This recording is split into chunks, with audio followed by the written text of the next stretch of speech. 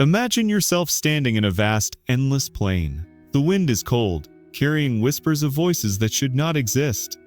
You look around and realize, these people walking beside you, they never died. They are from a forgotten time, trapped between life and eternity. Before we begin this journey into the mysterious prehistoric people who never died, make sure to subscribe to the channel and comment down below your location and current time. I love knowing where in the world you're listening from. Now, let's dive into the shadows of history. The first encounter with the undying. Imagine the world 50,000 years ago. A world untouched by cities, machines, or even the idea of nations. The Earth itself was the stage, and humanity had just begun to play its fragile role upon it. Yet among the hunter-gatherer tribes, whispers spread of beings who walked the earth but could not die. To the tribes, they were neither gods nor spirits. They looked human, faces carved by time, eyes as dark as the endless night sky. But unlike every other living soul, these figures bore no signs of aging, no traces of hunger, no scars of survival. They were unchanged, unbroken, eternal. The first stories came from small bands of nomads in Africa's Rift Valley. They spoke of shadowy figures appearing on the horizon at dusk, always walking but never reaching the camp. Hunters who tried to chase them found themselves lost, walking in circles until exhaustion took them. And when they returned to camp, bruised and confused, they would swear, "The undying ones watched us but did not move." What terrified these early humans was not just that the figures seemed immortal, it was that they seemed to exist outside the cycle of life and death. To prehistoric people, death was not a mystery. It was a constant companion. Every hunt carried risk. Every winter carried hunger. Every childbirth carried the shadow of mortality. To survive, humans understood death more deeply than we do now. Yet these beings defied it. Was it a curse? A blessing? Or something far darker? Archaeologists today cannot find bones that belong to these immortal people. And perhaps that is the point. Legends say they left no trace, no burial mounds, no skeletons. They simply wandered through the ages like echoes trapped in the world itself. But here's where the story deepens. Some cave paintings across France and Spain, particularly in Lascaux, show figures drawn without faces, surrounded by hunters. These drawings are different from the usual depictions of animals or hunting rituals. They stand apart, as if the artists were trying to capture something that could not be captured. Could these be the oldest artistic memories of the prehistoric undying ones? Now, imagine what this meant to a tribe sitting around a fire. The flames crackling, shadows dancing on the cave walls, children pressed against their mothers, listening wide-eyed as the elders whispered, "There are people who never die. They walk where we walk. They see what we see, but they will never leave this world. And one day, when the last of us is gone, they will still remain." These stories weren't meant to entertain. They were warnings. To glimpse one of the undying was believed to mark a change in your life. Either your hunt would fail, your tribe would suffer famine, or worse, you would begin to dream of them every night, until your mind gave way to madness. Some scholars today suggest that these tales were early attempts to explain natural phenomena. Mirages, shadows, travelers passing from unknown tribes. But for the people of that time, it was real. And belief itself gave it power. Because in the prehistoric world, a story could shape destiny. The undying were more than myth. They were a reminder that humanity was fragile, temporary, fleeting. And yet, they also symbolized something even greater. The desperate dream of humans to escape death, to live forever, to leave more than bones in the dirt. So, as we step into this journey, remember, to our ancestors, immortality was not a gift, it was a haunting. Today, more than 8 billion humans walk the earth. Our cities light up the night sky, planes crisscross the globe, and satellites beam signals across the heavens. We build skyscrapers that scrape the clouds, we explore the depths of the oceans, and we dream of colonizing other planets. Humanity dominates Earth in a way no species ever has before. But the story wasn't always like this. If you rewind the clock nearly a million years, the picture looks shockingly different. Our ancestors weren't thriving in bustling cities or sending rockets to the stars. They were clinging to life by the barest thread imaginable.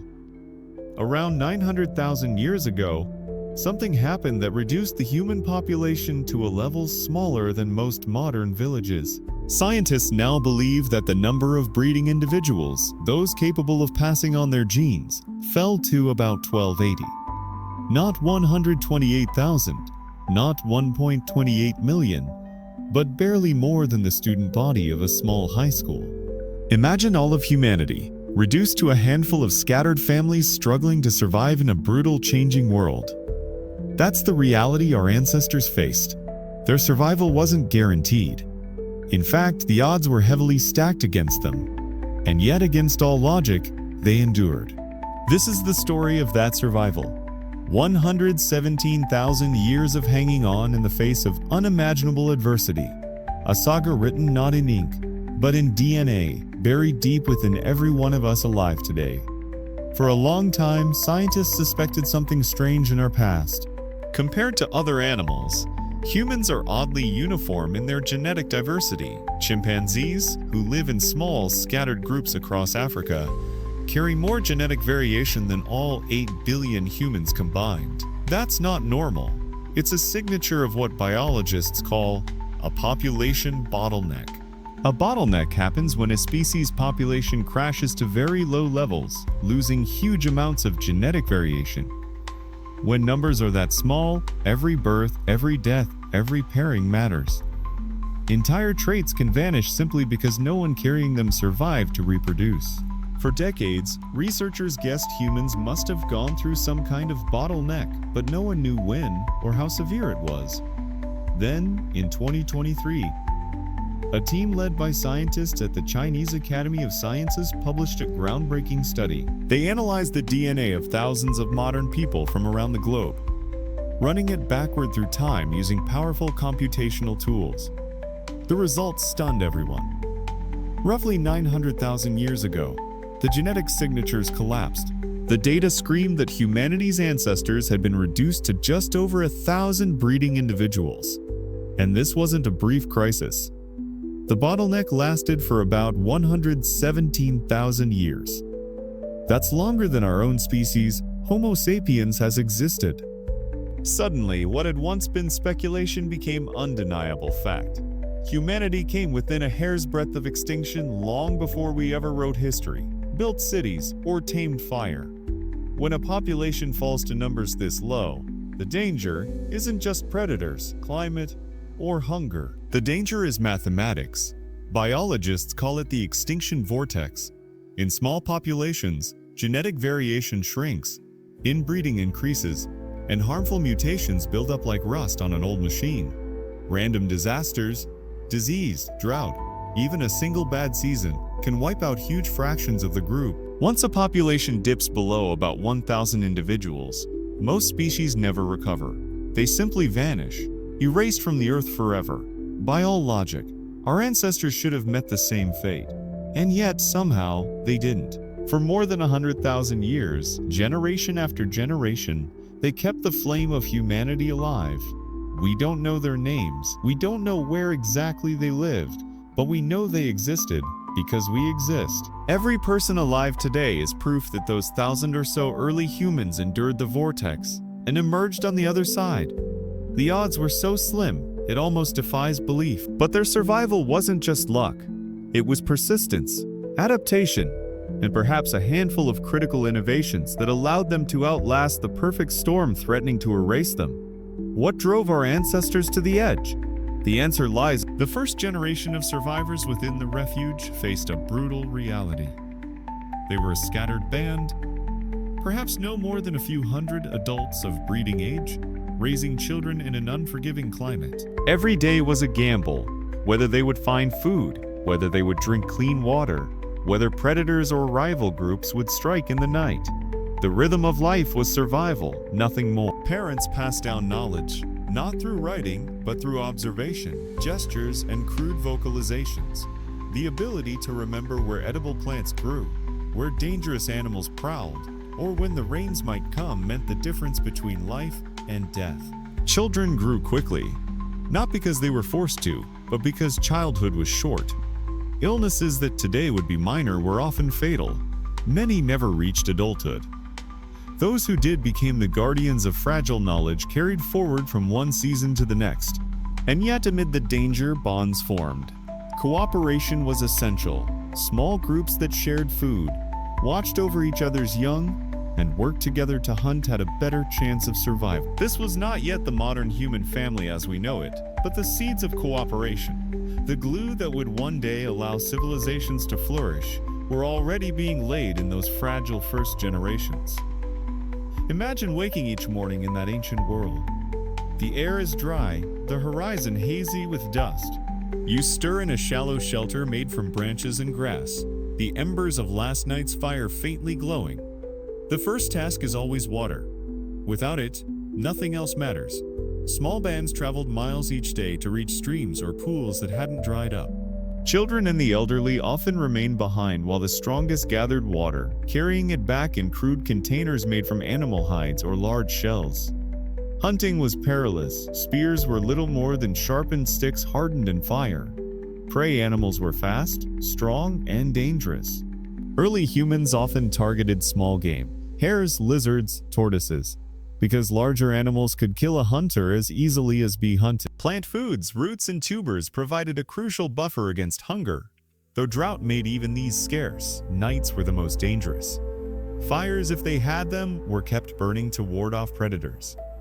Families huddled close, not only for warmth, but for safety. The darkness was alive with the sounds of hyenas, leopards, and giant crocodiles lurking in rivers. The daily struggle was relentless. And yet, this was the crucible in which humanity's resilience was forged. One of the most important developments during this time may have been the control of fire. Archaeological evidence suggests that humans began using fire more systematically around 800,000 years ago, which overlaps with the bottleneck period. Fire changed everything. It allowed food to be cooked, making it easier to digest and unlocking more nutrients for meat and plants. It extended the day, giving people time to socialize, to learn, and to teach long after the sun went down. It provided protection against predators who feared the flames. Most importantly, fire offered warmth during freezing nights when temperatures plummeted. Imagine the relief of a small band of survivors gathered around a crackling fire after a day of exhaustion and fear. The flames were more than heat and light, they were hope. Fire also shaped social life. Around the fire, stories began to form. Not stories as we know them today, but fragments of memory. Warnings about dangers, lessons passed on to children. In a world where survival required cooperation, fire became the center of community, the symbol of continuity in a fragile, uncertain existence. Without it, survival for 117,000 years might have been impossible. The most valuable resource our ancestors carried wasn't stone tools or even fire, it was knowledge. In a population so small, the death of one elder could mean the loss of generations of survival wisdom. Where to find edible plants, when migrations of animals would occur, which water holes stayed reliable even in dry seasons. These were the kinds of information that determined survival, and so each generation became the living library of the last. Children absorbed lessons by watching, imitating, and listening to the adults around them. Play wasn't just play, it was training. Practicing how to throw a spear, how to carry food, how to recognize animal tracks. Those who learned quickly lived. Those who didn't often didn't survive long enough to pass on their genes.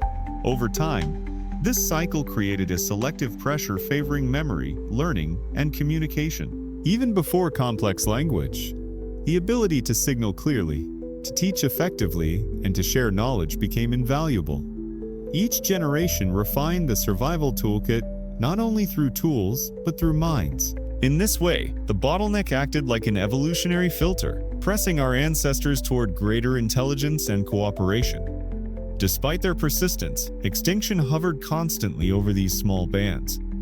Entire groups may have been wiped out by drought, disease, or conflict, leaving no trace, The fossil record from this time is nearly empty, reflecting how few people there were. With only about 1280 breeding individuals in total, humanity was one epidemic, one natural disaster, or one unlucky streak away from vanishing forever. This constant threat shaped their existence. Life was short. Few lived past their 30s. Infant mortality was high.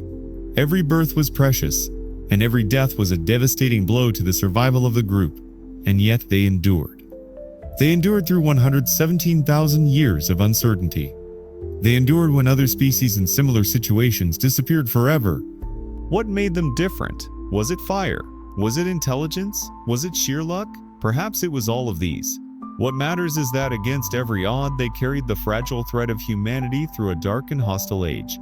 Without them, there would be no us. Their struggle is our inheritance. Their survival is our beginning. While the first generations clung to crude, sharpened sticks and broken stones, later groups began refining their tools. This was no sudden leap. Innovation in prehistory moved at a glacial pace. Yet, in the span of thousands of years, small improvements began to make life more manageable. Stones were chipped deliberately to create sharper edges. These became hand axes, multi-purpose tools used to cut meat, break bones, dig for roots, and even defend against predators. The use of bone and antler added new possibilities. A pointed bone could be used as an awl to pierce hides, or as a fishing spear. These innovations didn't happen everywhere at once. Some groups may have lived and died without ever discovering them. But across the generations, ideas spread slowly, carried by migration, by intermarriage, or simply by the survival of groups who had mastered better techniques. The difference between life and death was often as simple as having a sharper edge. Every small improvement meant food could be gathered faster, shelters could be built stronger, and enemies could be held at bay more effectively. These slow refinements laid the foundation for the technological ingenuity that would one day define humanity. Shelter was never permanent. Small groups moved constantly, following food and water. But over time, certain patterns emerged. People learned to return to the same caves, the same riverbanks, or the same seasonal grazing lands year after year. These places became familiar, almost like homes, even if they were abandoned for months at a time. Natural shelters such as caves offered protection from wind, rain, and predators. Where caves weren't available, people built temporary structures from branches, leaves, and animal hides. These were fragile but sufficient for short stays. The act of building, however, was significant. It showed planning, foresight, and cooperation. Over thousands of years, humans developed a kind of mental map of their environment, understanding where resources were most plentiful at different times. These patterns of movement were the earliest steps toward the concept of territory and belonging. Though far removed from cities or villages, these semi-regular shelters represented the beginning of a rhythm that tied human life to the land in a deeper way. If one thread runs through every generation of survival during this bottleneck, it is cooperation. A lone human was easy prey, but a group of 10, 20, or 50 could stand against much greater challenges. Hunting in groups allowed for the ambush of larger prey, like wild horses or young elephants. Gathering in groups made it possible to carry heavy loads of firewood or water over long distances. Defending in groups made predators think twice about attacking. But cooperation required trust, and trust required some system of rules, even if unspoken. Early humans developed social hierarchies, with leaders emerging based on strength, wisdom, or the ability to provide. Conflict within groups was inevitable, but those who managed to settle disputes and keep harmony ensured the survival of their people. Cooperation extended to child rearing as well. Infants were vulnerable for years, requiring constant care. It was likely that mothers, sisters, and even unrelated women helped raise children collectively, sharing the burden of survival. This pattern, sometimes called alloparenting, is still seen among modern hunter-gatherers. Through cooperation, fragile groups of survivors became resilient networks that could weather the harsh realities of their world. The climate of the bottleneck era was far from stable. Ice ages advanced and retreated. Rainfall shifted, and entire ecosystems collapsed or regenerated over the span of centuries. Each shift posed new challenges. When grasslands expanded, herds of grazing animals flourished, providing more food, but also attracting predators. When drought struck, plants withered, rivers shrank, and hunger stalked every camp. Early humans didn't have the luxury of storing food in bulk, so their survival depended on quick adaptation. Groups that could shift their diets, expand their range, or learn to exploit new resources fared better. Some evidence suggests humans became more omnivorous during this time, expanding from primarily meat and plants to include insects, shellfish, and anything remotely edible. Climate forced flexibility, and flexibility became a defining trait of our species. This adaptability, forged during the bottleneck, became humanity's secret weapon. Where other species perished because they could not adjust, humans endured, surviving in environments as different as cold tundra, arid deserts, and lush forests. Though survival consumed most energy, small sparks of what we now call culture began to emerge.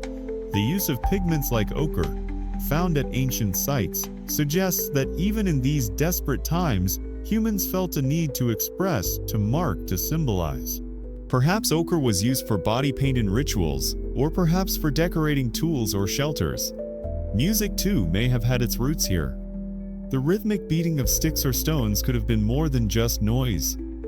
It could have been a way to bond, to coordinate, to soothe. Around the fire, people may have begun to share not only practical lessons, but also myths, however simple, explanations of the sun, the animals, or the storms. These early forms of symbolic thought didn't feed stomachs or fend off predators, but they fed the mind and spirit. Culture, even in its most primitive form, bound groups together. It gave them identity, meaning, and cohesion beyond simple survival. In this way, culture was as essential as fire or tools in carrying humanity through the bottleneck. One of the quiet revolutions during this survival struggle was the evolution of communication. Early humans already had vocal calls, gestures, and facial expressions, but in the bottleneck years, the pressure to survive forced them to refine these into more structured forms. Imagine trying to coordinate a group hunt without words, only pointing, grunting, and miming. Now imagine the breakthrough when groups developed consistent signals, a shared code that everyone understood. Over thousands of years, this simple code grew richer. A gesture for water, a sound for danger, a shout for fire. These primitive words weren't poetry, but they were powerful. They allowed plans to be shared before action, warnings to be shouted across distance, and knowledge to be passed to children with more precision. Communication became a tool just as vital as fire or stone. It meant fewer mistakes, fewer deaths from misunderstanding. Over time, communication became not just about survival, but about bonding. Around the fire, these early humans shared not only instructions but feelings. Grief when someone died, joy when a hunt succeeded. This expansion of language was the seed that would later blossom into full speech and complex thought. Although the bottleneck forced humanity into a small refuge, it wasn't a single place. Groups wandered within ranges that were habitable at different times. Some might have hugged river valleys where water and vegetation persisted, while others clung to coastal zones where fish and shellfish offered more reliable food. Migration wasn't a choice, it was survival. When resources ran out in one spot, the group had to move. This constant movement left its mark. People became expert trackers, reading the faintest signs of animals and seasons. They learned which plants bloomed after rains, which trees bore fruit, and which landscapes were death traps. Over generations, migration shaped not only their bodies, favoring endurance and stamina, but their minds, instilling memory and navigation skills. Humans became creatures of the journey, defined not by one place, but by the ability to adapt to many. This wandering within a limited refuge was the training ground for the far greater migrations that would come tens of thousands of years later, when humans finally spread out of Africa to every corner of the planet. Modern genetics has revealed a startling truth. Nearly all humans alive today descend from those tiny groups of survivors. Our DNA carries the fingerprints of the bottleneck. Certain genes became widespread not because they were superior, but because there were so few people to pass them on. A rare trait in a small group could, over thousands of years, become the default for all humanity. One of the most famous examples is the fusion of two ancient ape chromosomes into what is now human chromosome 2. This fusion event became universal in humans because everyone alive today descends from the carriers who survived the bottleneck. In other words, quirks of those 1280 survivors became the blueprint for the entire species. The bottleneck also reduced genetic diversity. Compared to many other animals, humans are surprisingly similar at the genetic level. Two chimpanzees in Africa can be more different genetically than two humans from opposite sides of the world. This uniformity is the echo of that ancient near-extinction event. Our ancestors passed through the narrowest gate, and their genes alone carried forward. For all the intelligence, cooperation, and adaptability of early humans, luck must have played a massive role in their survival. A volcanic eruption could have destroyed a group's water source. A disease could have swept through a camp. A predator could have wiped out children before they reached adulthood. And yet somewhere, some small band avoided disaster each time. Survival wasn't guaranteed. It was a razor's edge. Entire lineages likely vanished, their knowledge and bloodlines lost forever. We only exist because a few groups happened to be in the right place at the right time.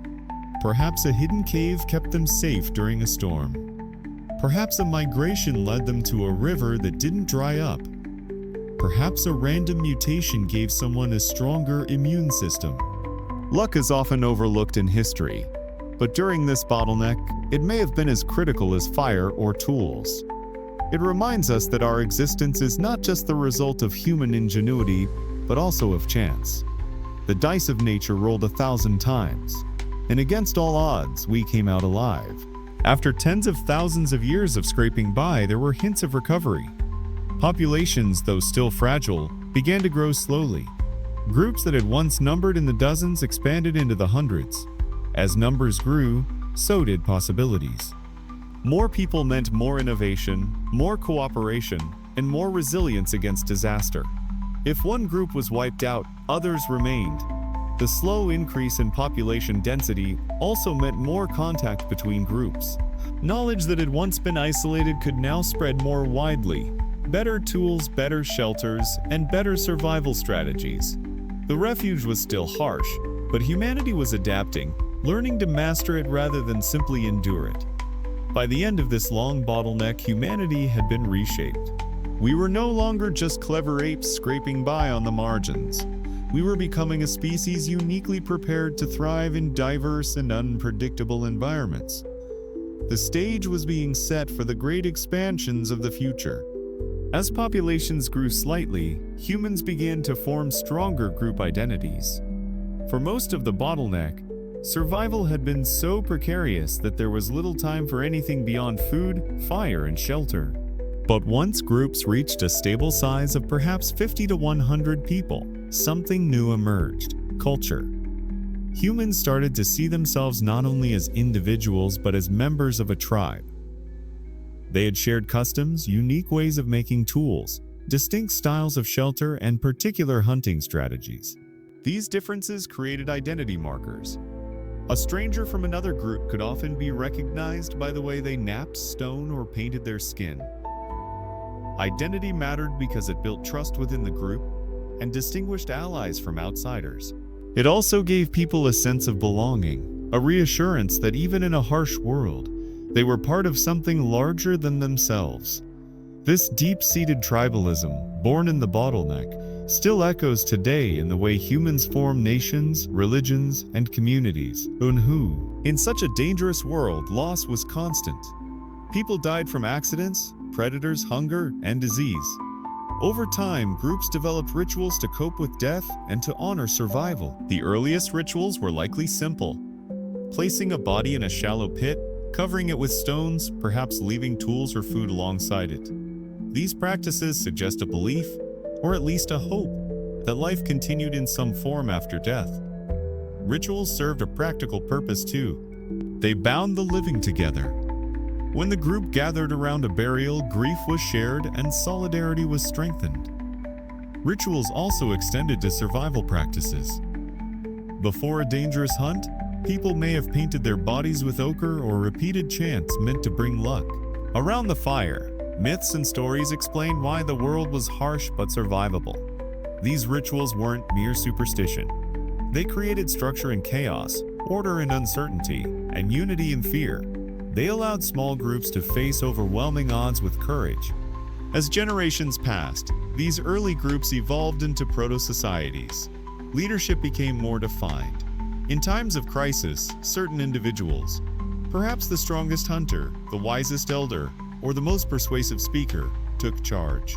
Decisions about when to migrate, where to hunt, or how to resolve disputes became collective but guided. Over time, these roles may have stabilized into early forms of hierarchy. A skilled leader could ensure group survival for years, while a poor one could doom them. Importantly, these proto-societies didn't only revolve around dominance. Cooperation was the glue. Everyone had roles: hunters, foragers, toolmakers, firekeepers, child caregivers. Survival required every role, and each was respected in its own way. This balanced form of society, egalitarian, cooperative, yet adaptable, would later serve as the foundation for more complex human communities. Long before cities or kingdoms, the seeds of social order were planted here, in the bottleneck. During the bottleneck, stories became a crucial survival tool. Storytelling wasn't entertainment. It was memory, education, and strategy all rolled into one. Without writing, knowledge had to be preserved in the human mind, and the best way to make it stick was through narrative. A story about a great hunt carried instructions on animal behavior. A tale about a flood warned future generations about the dangers of certain landscapes. Myths about fire encoded safety rules. Don't let the flames die, don't wander too far at night. Storytelling also shaped identity. Each group developed legends about their origins, their heroes, and their struggles. Around the fire, these stories bonded listeners across generations. The old instructed the young, and the young imagined futures shaped by these tales. Over thousands of years, storytelling refined human imagination. It trained the brain to think in terms of cause and effect, what if, and long-term planning. In many ways, it was the spark that prepared humans for abstract thought, the very capacity that later led to art, religion, and science. If one word defined humanity during the bottleneck, it was endurance. Endurance wasn't only physical. The ability to walk miles across barren terrain or go days with little food, it was also mental. The culture that developed during these years emphasized patience, resilience, and persistence. Failures were common. A hunt gone wrong, a shelter destroyed, a fire lost. But the response was always the same: try again, adapt, endure. This mindset became embedded in human psychology. Unlike many other species, which collapse quickly when conditions worsen, humans developed an almost stubborn refusal to give up. The culture of endurance also meant preparing children to face hardship from an early age. Skills were taught not as luxuries, but as survival essentials. Every child learned how to make fire, track animals, find food, and stay close to the group. By the time they reached adulthood, survival skills were second nature. This relentless training forged generations of humans who were not only survivors, but innovators, capable of turning struggle into strength. The control of fire was one of humanity's greatest turning points, and during the bottleneck years, fire became the dividing line between survival and extinction. Earlier humans may have stumbled upon fire left by lightning or volcanic eruptions, but now survival demanded mastery. Groups that learned to keep embers alive, transport them, and eventually spark flames themselves had a huge advantage. Fire turned tough roots into edible meals, killed parasites in meat, and provided warmth during freezing nights. Most importantly, fire extended the day. Instead of ending work at sunset, humans could gather, plan, and tell stories late into the night. Fire also created safety. Predators that once stalked the edges of camps now kept their distance, wary of the glowing barrier. Over thousands of years, fire became central not only to survival but to culture. Each group developed ways to tend flames, pass the skill to children, and even weave fire into myths. Some may have seen it as a gift from the sky, others as a spirit that needed feeding. But no matter the interpretation, fire became humanity's greatest ally in the darkness. Alongside fire, tool-making advanced dramatically. Early stone flakes gave way to more carefully shaped hand axes, scrapers, and spear tips. These tools weren't just sharper, they were more efficient, saving time and energy. Over generations, humans learned to select better stone, refine their knapping techniques, and pass these skills down with precision. The improvement of tools meant better hunting, better shelters, and better clothing. Scrapers turned animal hides into durable garments against the cold. Spears allowed hunting of larger animals with less risk. Over time, tools became symbols of knowledge and status. A finely crafted axe wasn't just useful, it marked its maker as skilled and respected. Innovation spread slowly but steadily, and each breakthrough rippled through small groups. Unlike instincts, which are fixed, tools could be reinvented every generation, accelerating cultural evolution. During the bottleneck, this meant each small gain, sharper blades, stronger spears, could tip the balance between life and death. At first, humans relied on caves, overhangs, and natural refuges. But caves weren't always available, and as groups grew, they needed alternatives. Slowly, humans began building their own shelters. Branches, hides, and stones were arranged into protective structures. These weren't permanent houses. Nomadic life meant moving often, but they represented the first steps toward controlling the environment. A shelter made the difference between freezing to death and surviving another winter night. Building shelters also fostered teamwork. Groups had to gather materials, assign tasks, and work together to finish before darkness fell. Shelter making became a ritual, repeated whenever a group moved to a new area. Over time, designs improved. Some shelters resisted wind better, others trapped heat more effectively. While fragile and temporary, these early constructions planted the seed of an idea that humans could shape the world, not just endure it. This growing sense of control, combined with fire and tools, laid the groundwork for the villages and cities of the distant future. For tens of thousands of years, humanity's range had shrunk to a few fragile safe zones. But with fire, tools, and shelters, groups cautiously expanded. They ventured into harsher climates, survived longer droughts, and hunted in riskier regions. Each small expansion tested limits.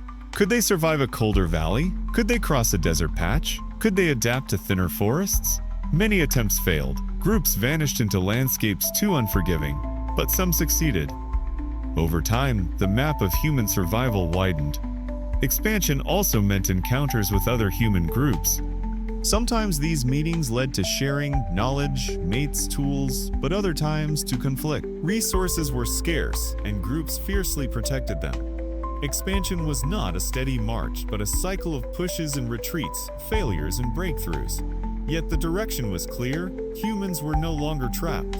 They were beginning to reclaim the continent. Slowly, cautiously, the bottleneck was loosening.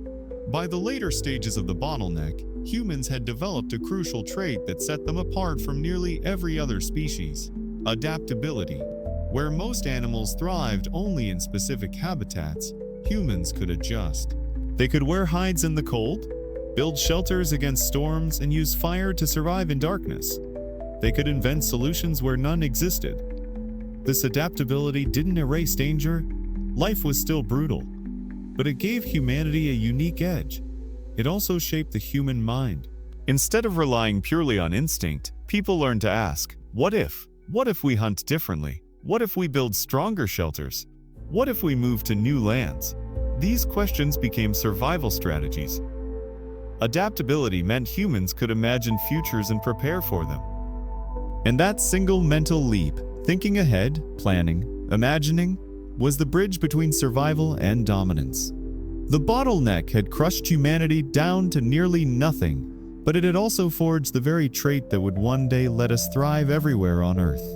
As populations slowly recovered, humans began to connect across greater distances. Previously, groups were so small and isolated that interaction was rare, often limited to chance encounters at waterholes or overlapping hunting ranges. But as numbers grew slightly, networks started forming. These weren't trade routes in the modern sense, but fragile lines of contact where ideas, tools, and even mates were exchanged. A group with a new tool-making technique might encounter another struggling with older methods. Instead of conflict, they might share knowledge, ensuring survival for both. These exchanges were critical. They prevented inbreeding by introducing genetic diversity and spread innovations faster than they could have otherwise. Even simple exchanges, flint from one region for shells from another, meant humans were thinking beyond their immediate environment. These first networks laid the foundation for the cooperative webs that would eventually span continents. But in the bottleneck years, they were lifelines, keeping humanity from collapsing into total isolation. Within each group, cooperation had always been vital, but during the bottleneck, it evolved into something more sophisticated. Hunting strategies became coordinated, involving not just brute strength, but planning and timing. Groups learned to drive animals into traps, ambushes, or natural enclosures, saugier. This required trust and coordination. If one hunter broke formation, the hunt could fail, costing everyone food. Over time, cooperation became instinctive. Children grew up seeing teamwork as the default. The ability to share tasks, distribute roles, and work toward common goals became a defining feature of humanity.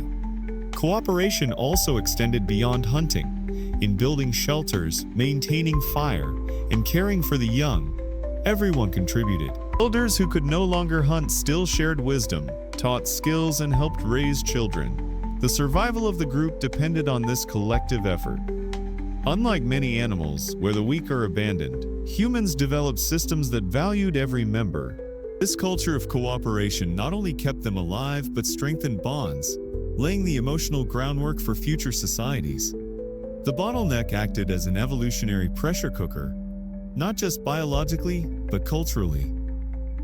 Every challenge demanded a new solution, and failure often meant death. This relentless pressure sparked innovation. Groups experimented constantly, new ways to sharpen tools, new methods to preserve food, new techniques to trap animals. Some experiments failed and were forgotten, but successful ones spread. A harsh environment rewarded creativity and punished stagnation. Over thousands of years, this cycle of problem-solving shaped a species that excelled at innovation.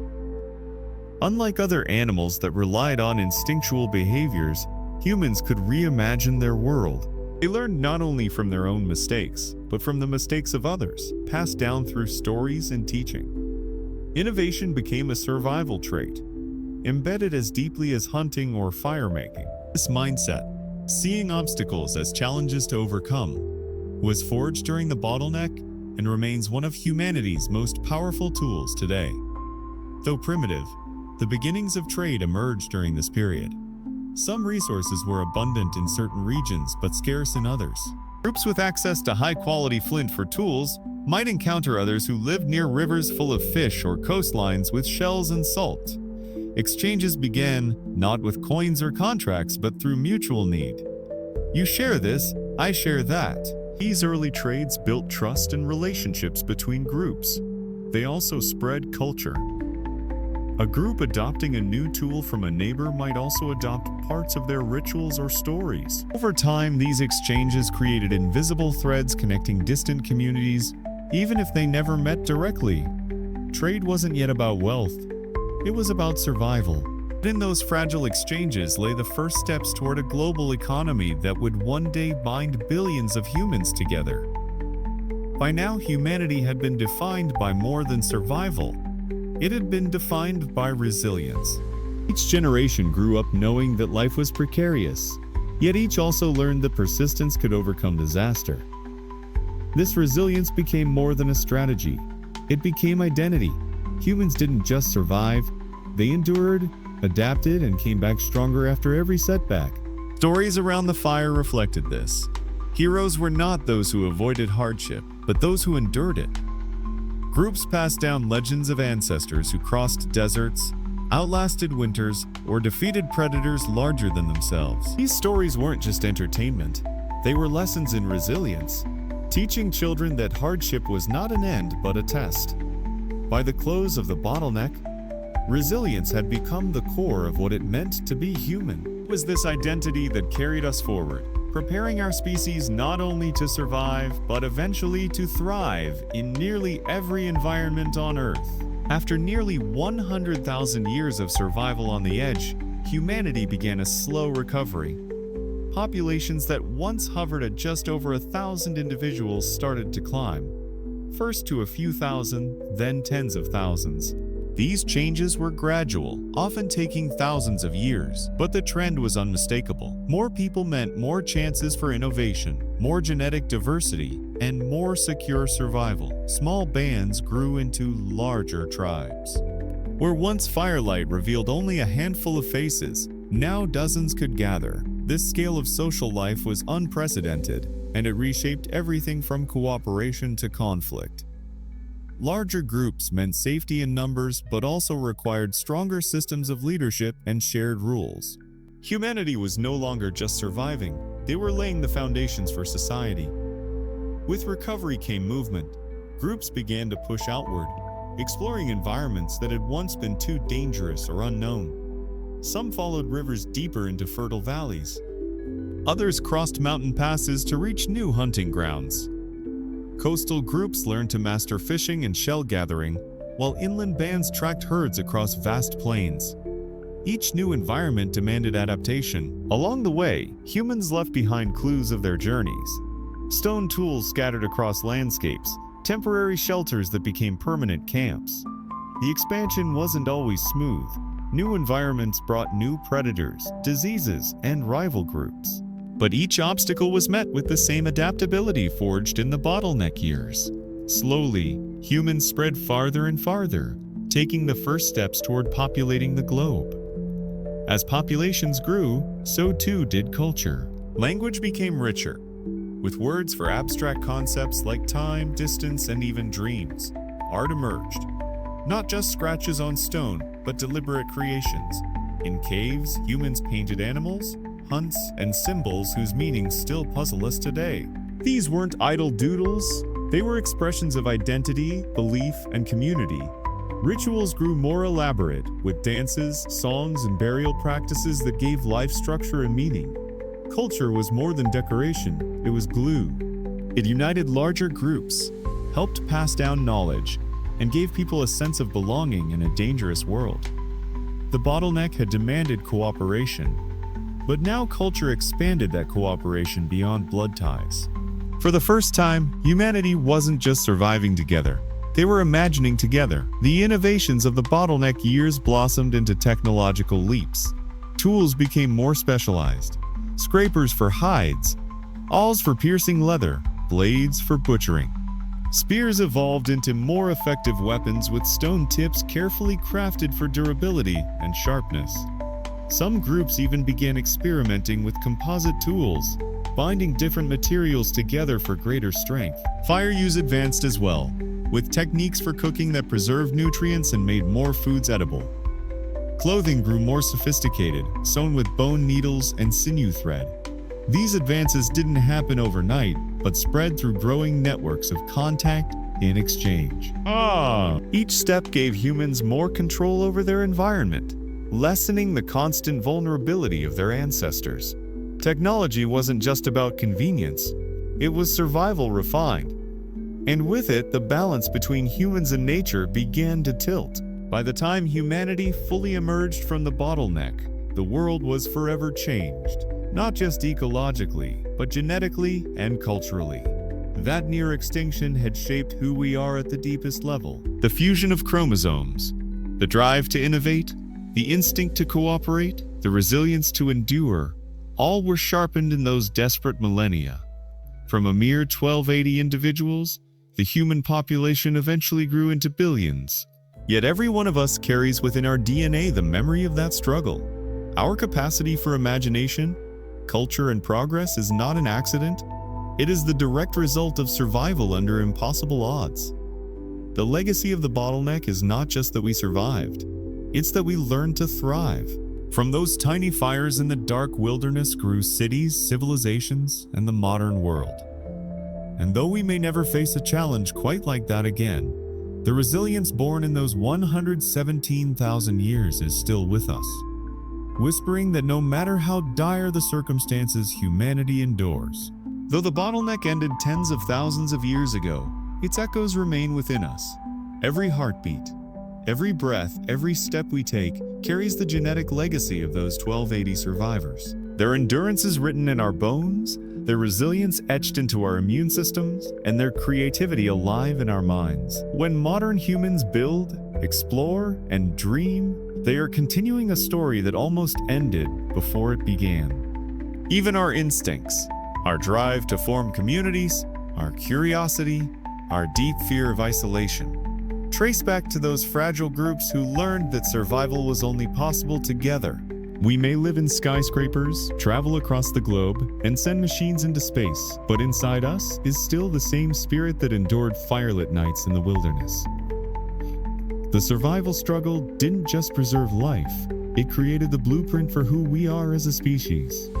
If those ancient ancestors could speak to us now, their message would not be one of fear, but of resilience. They would remind us that humanity has faced near extinction and still endured. They would tell us that every modern challenge, climate, conflict, uncertainty, carries within it the possibility of adaptation and renewal. The story of the bottleneck is not a tale of despair, but of hope, that even when reduced to the edge of nothingness, humanity can rise again. As we drift off to sleep with these thoughts, remember that you are the living proof of survival against impossible odds. You are part of a lineage that has weathered the harshest winters, outlasted predators, and crossed deserts with nothing but willpower. The struggle was long, the years were many, but in the end, humanity prevailed. And as long as we carry that legacy forward, there will always be another dawn after the darkest night. The immortal echoes across the world. Imagine sitting by a prehistoric fire, the night thick with mist.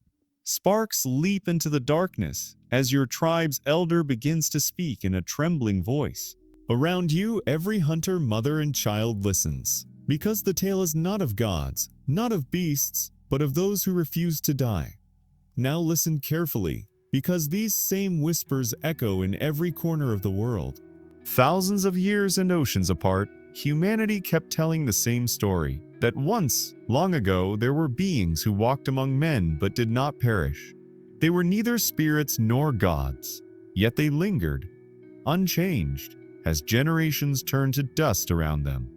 In Mesopotamia, the cradle of civilization, the ancient Sumerians told of Utnapishtim, a man who was granted eternal life after surviving the Great Flood. But long before that myth was written, their ancestors spoke of immortal wanderers who roamed the lands before the first cities, people who had stepped beyond the sleep of death. In ancient Egypt, priests of the old kingdoms recorded tales of the Shamsu Hor, the followers of Horus, who ruled before the first pharaohs.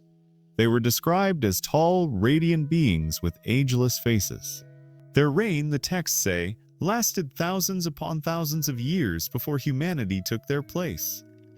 To the Egyptians, death was not an end, but a transition. Yet these beings were said to have never crossed that line.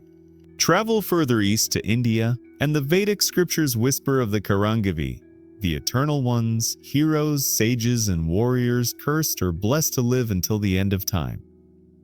Among them was Ashwathama, doomed to wander the earth, bleeding yet never dying, as punishment for his sins. The Mahabharata describes his existence as a warning.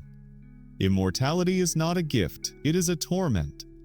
Across the oceans in Mesoamerica, the Mayans and Aztecs spoke of the Night Walkers, beings who vanished into the jungle, returning only when death swept through villages. They were untouched by disease or time. The living both feared and worshipped them, believing they held the secret to rebirth. And among the Native American tribes, stories tell of the first people, those who came before humans, whose eyes glowed faintly in the night.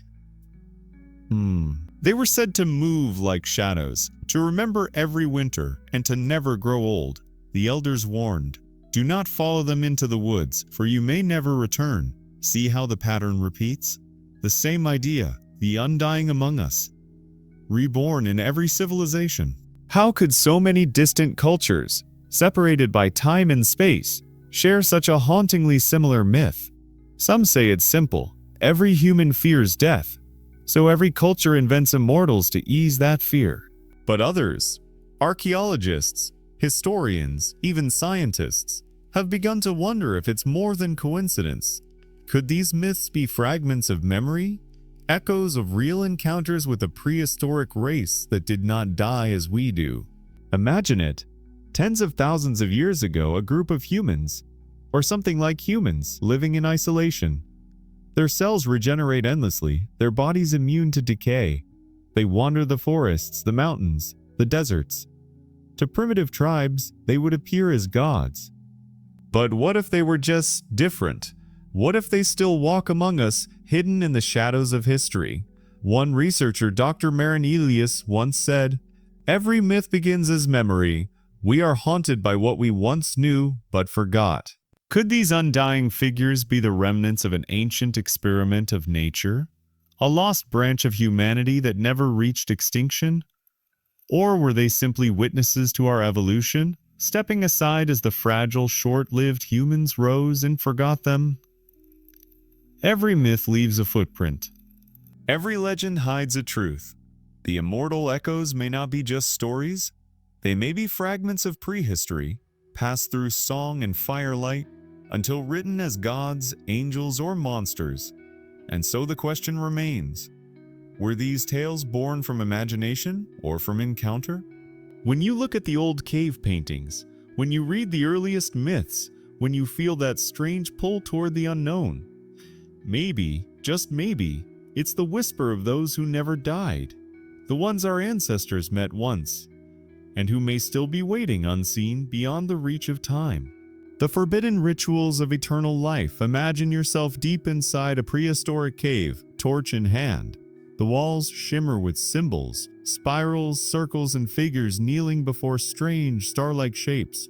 The air smells of smoke, blood, and earth. And then you notice it. The pattern repeats. A figure standing in fire, arms raised, surrounded by others bowing low. You realize this is no ordinary cave painting. It's a ritual, one that might have promised life beyond death. Throughout prehistory, long before religion took form, humans sought one thing above all: to overcome decay. Death was the great shadow over every tribe, every family, every hunter who vanished in the wild. And so they began to search, not just for food or shelter, but for a way to cheat the end. Archaeologists have found evidence of early rituals that seem unnervingly deliberate. In certain caves of France, pigment mixed with animal fat was used not only for art but for preservation. Skulls were painted with red ochre, symbolizing the blood of life. Some skeletons were buried curled like infants, a rebirth pose, but others were not buried at all. They were sealed in chambers surrounded by strange symbols and sometimes missing their hearts. What were these people doing? In 1967, excavations in the Levant uncovered a burial site where 14 skulls had been carefully arranged in a circle, each coated in red pigment, but no bodies were found.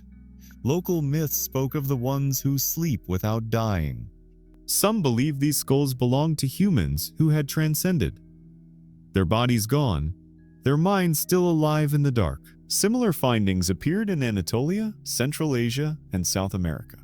Patterns of sacrifice and rebirth, as though humanity across the world was attempting the same forbidden act to call back the spark of life after death. But some legends whisper that a few succeeded. The tribes of the Altai Mountains told of a ritual called the Breath of Stone.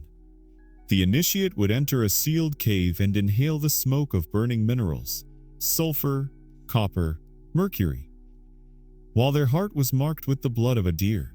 If they survived the night, they were said to awaken changed, pale, silent, their eyes glowing faintly in darkness.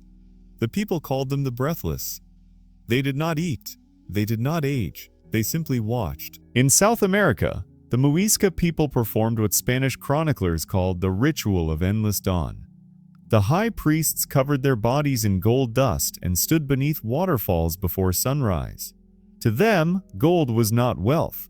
It was life condensed into metal. They believed that bathing in it would make their souls eternal, untouchable by time. And in ancient China, long before emperors ruled, alchemists brewed potions called elixirs of immortality. Many of these mixtures contain mercury, jade dust, and rare fungi, substances both powerful and deadly. Some who drank them died instantly. Others vanished from the records, leaving no trace, no grave, no bones. The texts say they had ascended beyond rot. Modern science might dismiss these stories as poisonings or myths. But imagine this. If even one of those alchemists stumbled upon a true biological reaction, something that halted decay or triggered cellular regeneration, what would they have become? Perhaps those who never died were not born immortal. Perhaps they were made. Maybe these rituals, passed from one ancient civilization to another, were fragments of a lost science, a prehistoric understanding of life itself. The idea that through breath, blood, and fire, one could awaken the dormant immortality written in every human cell. And there's another chilling detail. In several prehistoric burial sites, archaeologists found symbols resembling double helixes.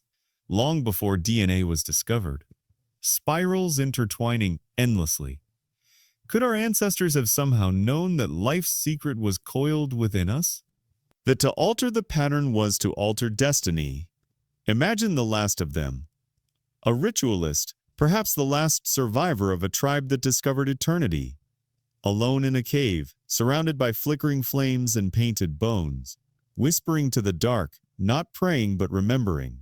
He breathes in the smoke, presses his hand against the stone, and feels his heartbeat slow, until it stops. But he does not die. He simply waits. And maybe, somewhere beneath the ground, beneath the shifting earth, those ancient ones still wait, breathing slowly, watching, dreaming of the fires that once promised eternal life.